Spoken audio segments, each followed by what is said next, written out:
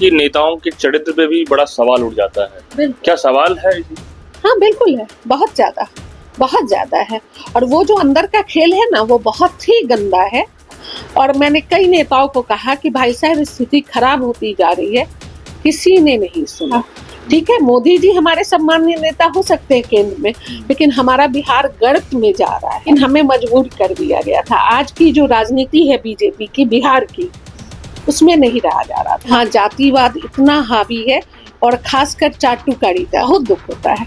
मैं तो जिस दिन रिजाइन करने गई थी उस दिन भी लगातार रो रही थी, और मैंने जिस दिन जन स्वराज ज्वाइन किया था वहां भी मैं रो रही थी। कई लोगों ने मुझे कहा कि आप खुश नहीं दिख रही थी। मित्रों नमस्कार, आप देख रहे हैं मास इंडिया और मैं बीभू कुमार झा। इस वक्त हमारे साथ हैं विनीता मिश्रा जी, जो लंबे समय से बीजेपी में इन्होंने सेवा दिया और सोशल एक्टिविस्ट भी हैं और जाने माने नाम हैं, और अब जन स्वराज का दामन थाम लिए हैं।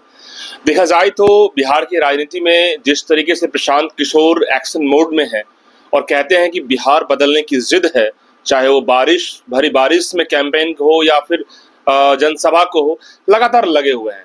ऐसे में विनीता जी से हम जानेंगे कि एक तरफ बीजेपी से लंबा अनुभव, उसके बाद जनस्वराज में आना। सबसे पहले स्वागत है विनीता जी। Thank you.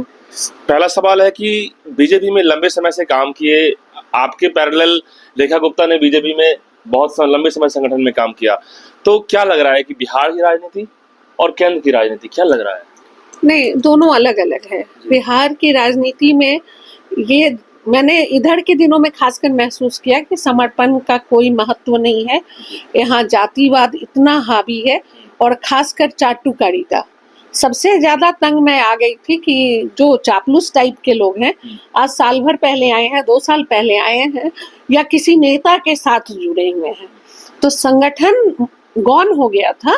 और वो नेता अगर प्रभावी हो गया, उसके आदमी आ गए, क्योंकि वो आया है, अगर अध्यक्ष बन रहा है तो उसका 5 आदमी 10 आदमी सेट होना चाहिए।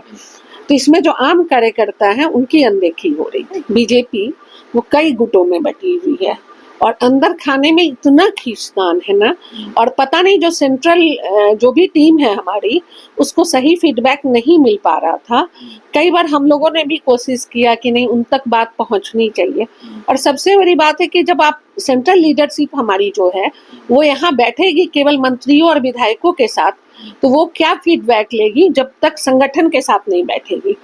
क्योंकि संगठन में जो कमी है वो शायद उनका कार्यकर्ता बेहतर बता सकता है, उनका मंत्री विधायक नहीं बता सकता है। लेकिन ये चीज था कि हम लोग के कई बार प्रयास के बाद भी हम लोगों को समय नहीं मिलता था और हम लोगों के लिए बात करने के लिए कोई तैयार नहीं। हम लोगों ने बड़े धैर्य से पार्टी में काम किया। हाँ, लगातार लगे रहे कि नहीं, जब काम ये हम लोगों का काम देखेंगे लोग और संगठन वाले जरूर ध्यान देंगे, और उसके बाद हम लोग फिर अपनी बात रख पाएंगे। लेकिन इधर के दिनों में हुआ क्या कि संगठन पे व्यक्ति हावी होने लगा बिहार में, और दूसरी बात कि जाति की राजनीति इतने गंदे तरीके से होने लगी, और ऐसे ऐसे लोग आने लगे पार्टी में जिन्हें संगठन से कोई लेना देना नहीं था, जो सिर्फ सत्ता के लिए आते थे। लेकिन ये बात हमारी पार्टी नहीं समझ पा रही थी और इसके कारण संगठन कमजोर हो रहा था। तो मतलब जाति फैक्टर बन जाता है बिहार की बीजेपी की लीडरशिप में कि ये इस जाति से हैं, ये ब्राह्मण हैं, तो ये ऐसे हैं, तो वैसे। क्या जाति से बिहार का डेवलपमेंट होगा? वही तो सोचना है, ये तो आम लोगों को सोचना है कि जाति की राजनीति से किनका भला हो रहा है। अगर ठीक है, आप अपने जाति के लोगों, क्योंकि उनका वोट बैंक है, आप बना रहे हैं, लेकिन आप उसी जाति के अन्य लोगों से, जो आप जमीन में जुड़े हुए जो लोग हैं, आप उनसे पूछिए क्या उनका भला हुआ है, नहीं बोलेंगे। इससे नेता का खुद का भला हो रहा है। अगर आप मांझी जी की बात करते हैं, तो मांझी जी ने किसको टिकट दिया? अपनी बहू को बनाया, अपने बेटा को बनाया, अपने परिवार को बनाया। तेजस्वी का परिवारवाद आप देख रहे हैं। तो हमारी बीजेपी कहती थी कि नहीं, हमारे यहाँ परिवारवाद नहीं चलेगा। आपको उदाहरण देना चाहती हूँ ऊपर से नीचे, अभी हाँ बहुत लंबी लिस्ट है। हाँ, तो आप देख लेना कि कथनी और करनी में क्या अंतर है। मतलब कि अपना भला कर रहे हैं और लोगों का भला क्या होगा वो ठिकाना नहीं है। समाज का कुछ नहीं भला हो रहा है, ये जनता को समझना होगा। और ये पता नहीं, समय रहते अगर समझ लेंगे तो अगले 5 साल फिर उस इसमें नहीं रहेंगे और कम से कम आंखें खोल के आगे देखेंगे। 26 साल से बीजेपी के संगठन में आप हैं, कितना दुख होता है विनीता जी आपको कि इतना हमने सेवा दिया और काफी हमने सहयोग किया, तो फिर ये ऐसा दिन देखना पड़ रहा है। बिल्कुल, बहुत दुख होता है। मैं तो जिस दिन रिजाइन करने गई थी उस दिन भी लगातार रो रही थी, और मैंने जिस दिन जन स्वराज ज्वाइन किया था वहां भी मैं रो रही थी। कई लोगों ने मुझे कहा कि आप खुश नहीं दिख रही थी। तो जिस पार्टी के लिए मैंने अपना जीवन लगाया था उसको छोड़ने में मुझे कितना दुख हुआ ये सब लोग समझ सकता है, लेकिन हमें मजबूर कर दिया गया था। आज की जो राजनीति है बीजेपी की बिहार की, उसमें नहीं रहा जा रहा था। ठीक है, मोदी जी हमारे सम्मानीय नेता हो सकते हैं केंद्र में, लेकिन हमारा बिहार गर्त में जा रहा है।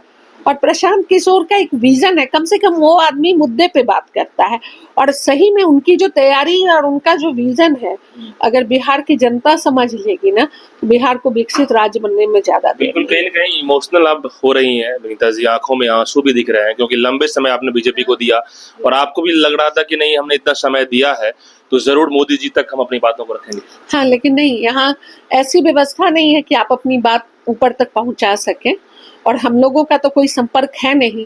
जब यहाँ के प्रभारी विनोद तावड़े जी से कई बार मैंने कहा कि मुझे तावड़े जी से अकेले मिलना है, तो उनके जो लोग थे उन्होंने मुझे समय नहीं दिया मिलने का। तो कई लोगों के बीच में तो मुलाकात होती थी, लेकिन मुझे लगा कि इन लोग नेता हैं, पता नहीं मैं सामने बोलूं क्या सुनेंगे, इससे अच्छा कि अकेले में मैं बैठ के बात कर सकूं। तो मुझे समय नहीं दिया गया, और मैंने कई नेताओं को कहा कि भाई साहब स्थिति खराब होती जा रही है, किसी ने नहीं सुना, किसी ने नहीं सुना। क्या बिहार में मुख्यमंत्री के लायक कोई चेहरा दिखाई पड़ रहा है विनीता जी आपको? नहीं, हो सकता है, क्यों नहीं हो सकता। आप कहते हैं बीजेपी में लीडरशिप नहीं है बिहार में, क्यों नहीं है इस पर चिंतन कीजिए, क्योंकि आपने किसी को उभरने नहीं दिया। इस पर चिंतन करने की आवश्यकता है कि आपकी पार्टी आज तक एक लीडरशिप नहीं खड़ा कर सकी। इसके पीछे का कारण हम लोग भी समझते हैं, ऐसा नहीं है। लघु बन के जो है जदयू पार्टी नीतीश जी के पीछे है। बिल्कुल, उसके पीछे की मलाई कौन खा रहा है ये भी देखने वाली बात है।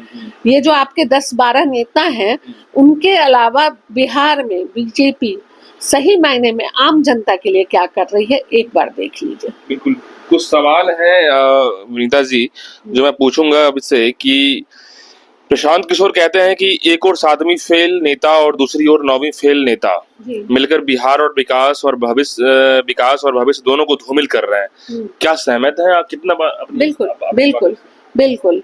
लालू जी ने क्या किया, अपने बेटा को ही सेट करना चाह रहे हैं। तो लालू जी ने जो काम किया वही काम तो सम्राट चौधरी भी कर रहे हैं। तो बात तो वही है, सम्राट चौधरी सत्ता के लिए कुछ भी कर सकते हैं। आपने उनका इतिहास देखा, जिस लालू जी ने उनको राजद में मंत्री बनाया, उनको तेजस्वी को उस दिन विधानसभा में उन्होंने कहा कि तुम्हारा बाप चोर है। तो वो इतने बड़े एहसान फरामोश है, जिन्होंने उसे सत्ता दिया उनको तो गाली देने में उनको वक्त नहीं लगा। तो आप क्या उम्मीद कर सकते हैं? आपने एक इंटरव्यू में कहा कि नेताओं के चरित्र पे भी बड़ा सवाल उठ जाता है, क्या सवाल है? हाँ बिल्कुल है, बहुत ज्यादा है। और वो जो अंदर का खेल है ना, वो बहुत ही गंदा है। वक्त आएगा तो फिर मैं एक्सपोज भी करूंगी, सबों को करूंगी। जी बिल्कुल।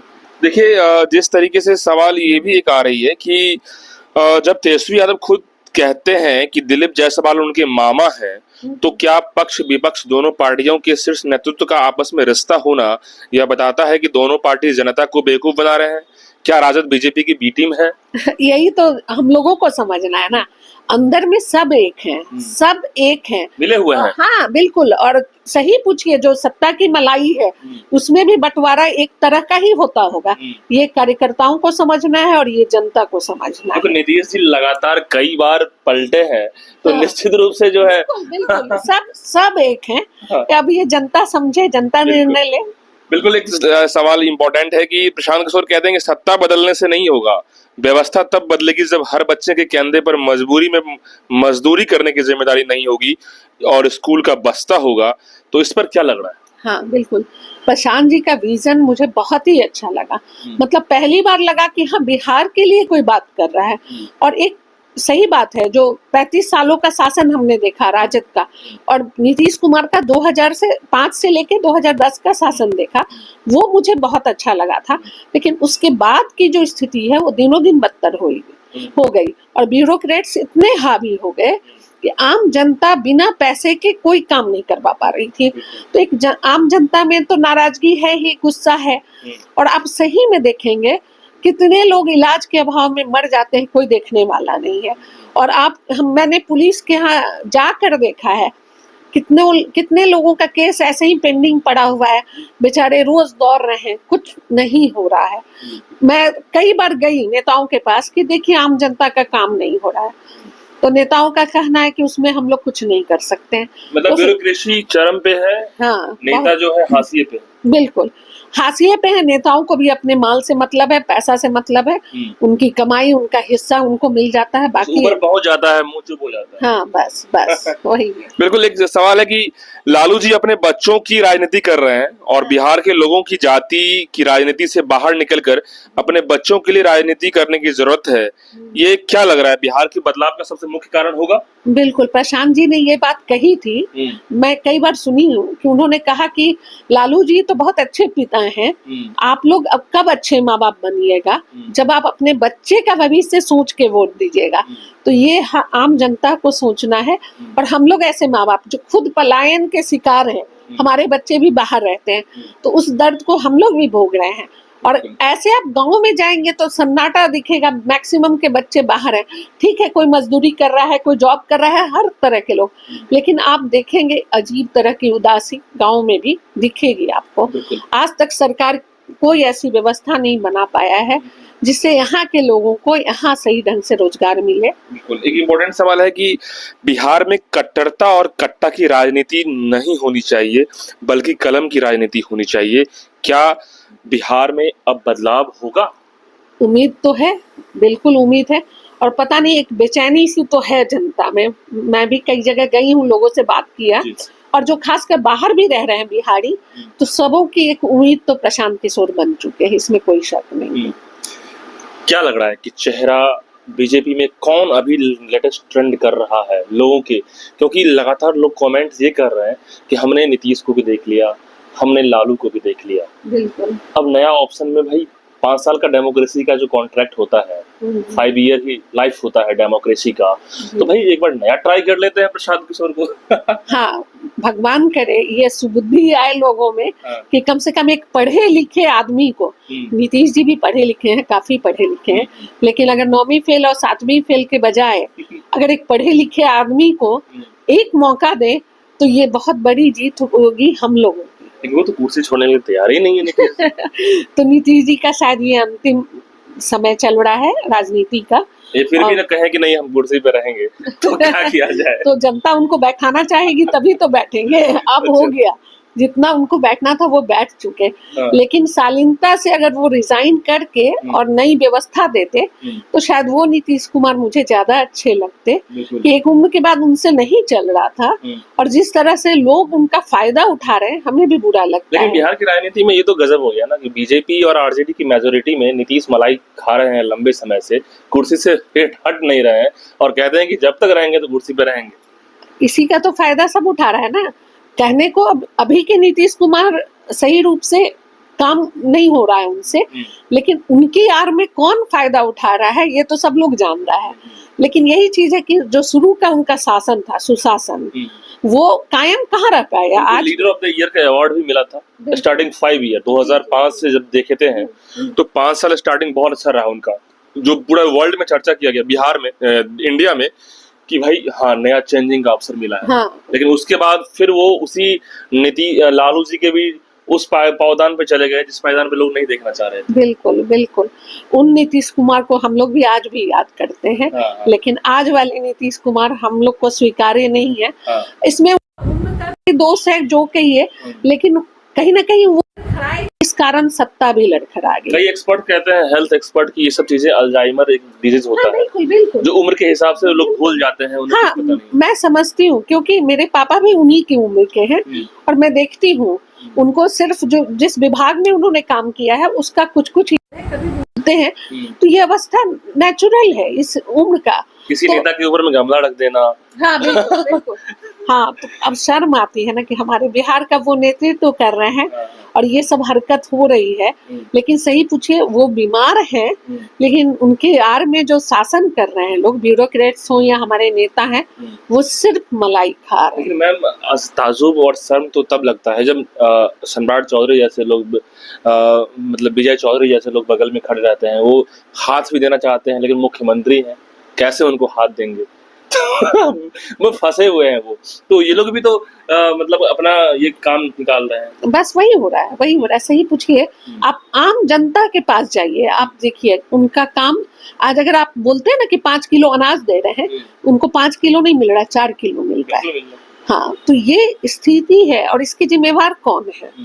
हम तो जब मोदी जी आए थे तो हम लोग को लग रहा था कि नहीं, बिहार के लिए भी सोचेंगे, लेकिन क्यों नहीं बिहार गुजरात बन सकता है? बिल्कुल ठीक है, समुद्र नहीं है, पानी नहीं है, ऐसे ऐसे उद्योग हैं जो बिना उसके भी काम लग सकता है।